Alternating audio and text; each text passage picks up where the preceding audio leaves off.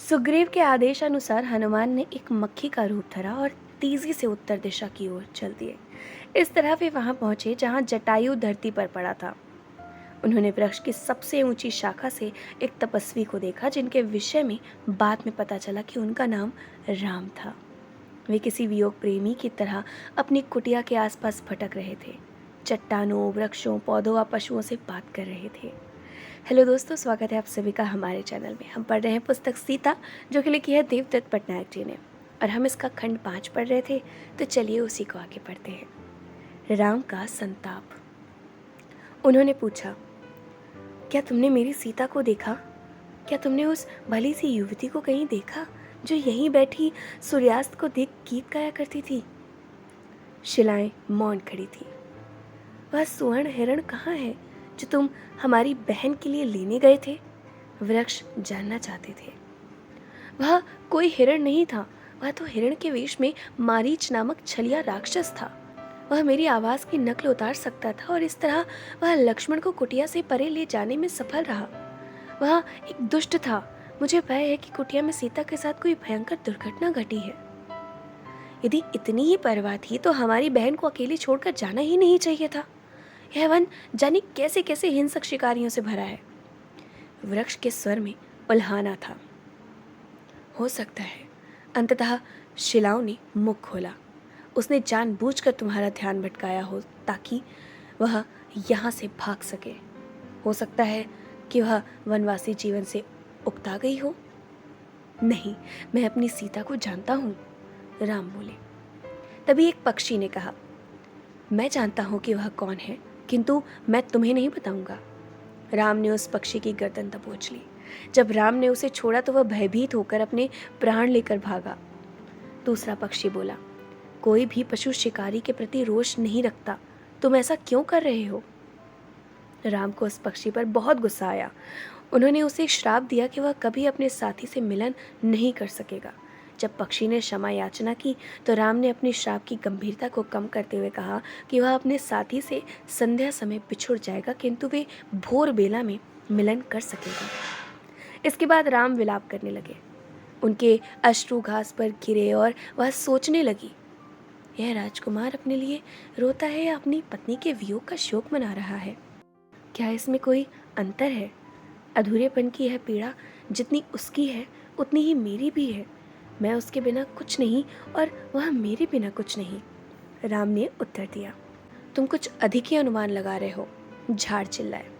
सीता को तुम्हारी आवश्यकता नहीं थी, तुम्हें उसकी आवश्यकता है। वह तो मुक्त है। तुमने ही एक बार उसे अपना कहा था, आज किसी और ने उस पर अपना दावा जता दिया है। सीता पर कोई अधिकार नहीं कर सकता। धरती की तरह मेरी सीता स्वयं अधिकार करने की अनुमति देती है। जिस तरह उसने मुझे अनुमति दी थी, मैं उस पर अधिकार कर सकता हूँ।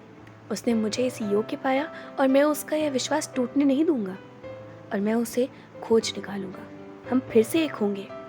केवल मूर्ख ही इतना निश्चिंत होकर बात करते हैं। वृक्ष ने संवेद कंठ से कहा, तो मैं सीता का मूर्ख बनकर प्रसन्न हूँ। उसने मुझे हंसना मुस्कुराना सिखाया। उसने मुझे सिखाया कि किस प्रकार हम अपनी सोच से त्रासदी को भी सुखांत बना सकते हैं। फिर राम अपने शोक के मारे प्रकंपित उठे। वृक्ष मारे प्रसन्नता के झूमने लगे। वे राम के प्रेम को अनुभव कर सकते थे। हनुमान ने तभी एक दूसरे तपस्वी को बात करते सुना। उन्हें बाद में पता चला कि वे राम के छोटे भाई लक्ष्मण थे। उन्होंने राम को फटकारा, भैया, ऐसा आचरण आपको शोभा नहीं देता। यह ना भूले कि आप रघुकुल के वंशज अयोध्या नरेश हैं। राम ने उसी समय अपना शोक प्रदर्शन बंद कर दिया। उन्होंने एक गहरी श्वास ली और फिर से एक राजसी योद्धा की तरह स्वयं को हर प्रकार की आत्म दया से मुक्त कर दिया। मेरी पीड़ा प्रतीक्षा कर सकती है। इस समय सीता की खोज करना अधिक महत्व रखता है। अनेक ऋषियों व उनकी पत्नियों ने भी आकाश में होने वाले कोलाहल को सुना था, इसलिए वे भी पूछताछ करने के लिए गोदावरी नदी के तट तक आ गए थे। जब उन्हें सारी बात पता चली तो उन्होंने राम को सांत्वना देनी चाहिए, परंतु हनुमान ने देखा कि राम उन सबसे विरक्त हो उठे। मैं नहीं चाहता कि कोई मेरा स्पर्श करे, केवल सीता ही मुझे सांत्वना दे सकती हैं, वे बोले। फिर सबके विषादग्रस्त मुख देख उन्होंने कहा, आप सब स्नेहवश मुझे आलिंगन कर सकते हैं और मैं निश्चिंत रूप से आप सबको अगले जन्म में प्रत्युत्तर दूंगा, जब मैं इस धरती पर कृष्ण के रूप में अवतरित होऊंगा। परंतु अभी के लिए राम के रूप में मैं केवल सीता के साथ आत्मीयता चाहता हूँ। कहाँ है वह? राम बार बार सीता की कुटिया के आसपास विस्तृत दायरे में चक्कर काटते रहे और अंततः वे जटायु तक जा पहुंचे। वह धरती पर पंख विहीन पड़ा तड़प रहा था। रक्त रंजित पंछी के पास बहुत थोड़े श्वास बचे थे। उसने उखड़ी श्वास को वश में करते हुए बताया। उसे राक्षस राज रावण अपने उड़ने वाले विमान में बिठाकर दक्षिण दिशा की ओर ले गया। उस कायर का कहना था कि तुमने उसकी बहन का जो अपमान किया, यह उसी का प्रतिशोध है। मैंने उसे रोकना चाहा, किंतु असुर ने अपनी तलवार से मेरे पंख काट दिए, मुझे शक्तिहीन बना दिया। हनुमान ने देखा कि राम पक्षी के अंतिम श्वास भरने तक उसे सहलाते रहे। फिर उन्होंने देखा कि राम पक्षी के दाह संस्कार के लिए चिता सजाने लगे। परंतु वह तो एक पक्षी है भैया, लक्ष्मण बोले। हाँ, वह तो है, पर उसने मेरी सीता की रक्षा करते हुए अपने प्राणों का त्याग किया है, राम बोले। भला कौन सा पशु ऐसा करता है? नहीं लक्ष्मण, वह किसी मनुष्य से कम नहीं था। उसने किसी भी मनुष्य की तुलना में कहीं अधिक मानवता का प्रदर्शन किया है। हम अपने पिता के अभागे पुत्र उनके अंतिम संस्कार का अवसर तक नहीं पा सके। हम इस जीव का दाह संस्कार करके ही अपने मन को संतुष्टि दे लें, जिसने सीता की रक्षा उसी प्रकार की जिस प्रकार हमारे पिता करते, या हमारे लिए पिता समान व आदरणीय है। जब जटायु की चिता की अग्नि की लपटें आकाश की ओर जाने लगी तो राम विचार करने लगे। लक्ष्मण, प्रत्येक क्रिया की एक प्रतिक्रिया होती है। सीता को दंड मिला क्योंकि मैंने तुम्हें उस स्त्री का अपमान करने की अनुमति दी, जिसका दोष केवल इतना था कि वह मुझे चाहती थी और उसने विवाह के लिए बने नियमों को स्वीकार करने से इनकार कर दिया।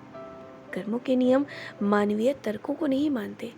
केवल साथ रहने भर से उस निर्दोष सीता को मेरे अपराध का दंड भोगना पड़ रहा है। यह सुनकर सीता ने हनुमान से कहा, वे मुझे सदा कहते थे कि ज्ञान को पीड़ा का प्रतिकार नहीं माना जा सकता। ज्ञान लकड़ी के तैरते हुए लट्ठे के समान है, जो हमें दुख रूपी सागर से तैर कर बाहर आने में सहायक होता है। किनारे तक आने के लिए हमें अपनी टांगों पर बल देते हुए तैरना होगा। कोई दूसरा हमारे लिए ऐसा नहीं कर सकता, हनुमान ने कहा।